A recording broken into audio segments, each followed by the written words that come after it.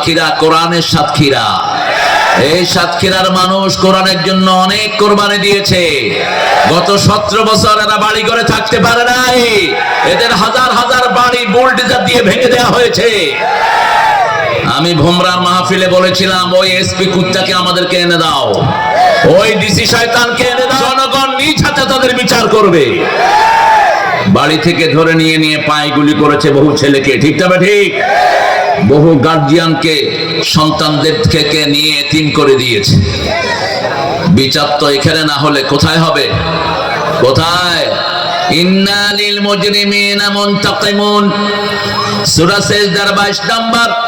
আল্লাহ বলছেন, সব অপরাধীদের প্রতিশোধ আমি আল্লাহ নিজে গ্রহণ করব, বাঁচার কোনো উপায় নাই।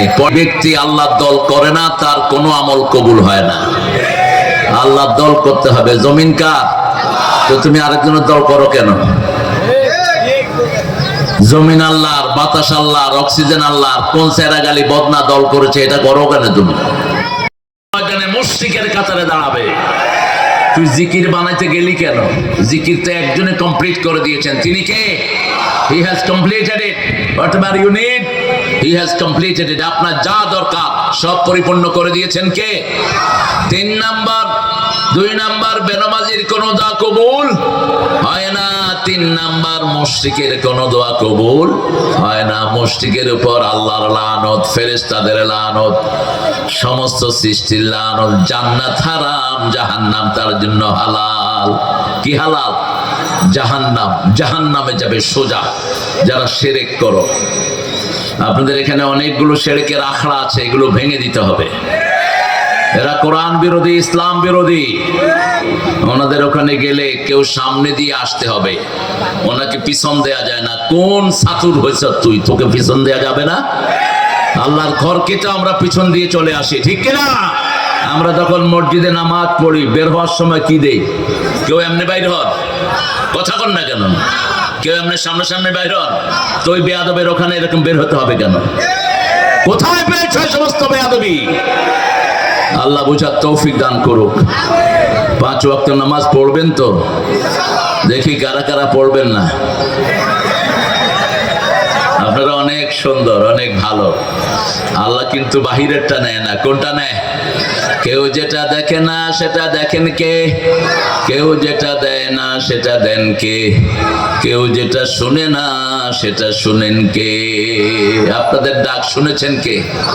আল্লাহ শুনেছেন। বাড়িয়ে ঘরে থাকতে পারেন নাই আপনারা, কত কষ্ট হয়েছে মানুষের। আল্লাহ সবাইকে ইসলামের জন্য কবুল করুক। ছেলেরা তোমরা বসো, বসার জায়গা নাই না? প্যান্ডেলটা একটু ছোট হয়েছে। খায়ের, প্যান্ডেল না হলেও ভালো হতো। আমার মায়েরা এসে ভরে দিয়েছেন।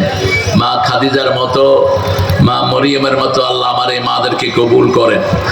আরো চিৎকার করে বলেন আমিন।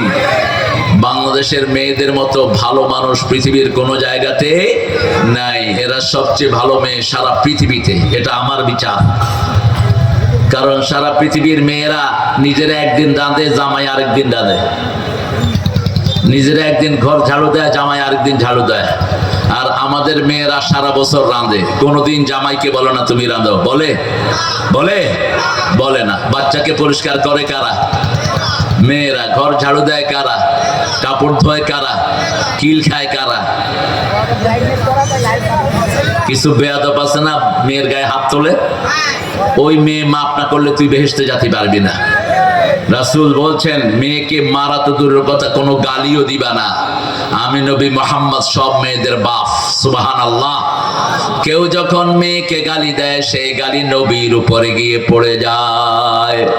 লা তাসুবুল বানাত, ইন্নী Abul বানাত। Don't swear any girl because I am Muhammad, father of all girl in the territory of the world. পৃথিবীর সব মেয়েদের বাপ আমি নবী মুহাম্মদ।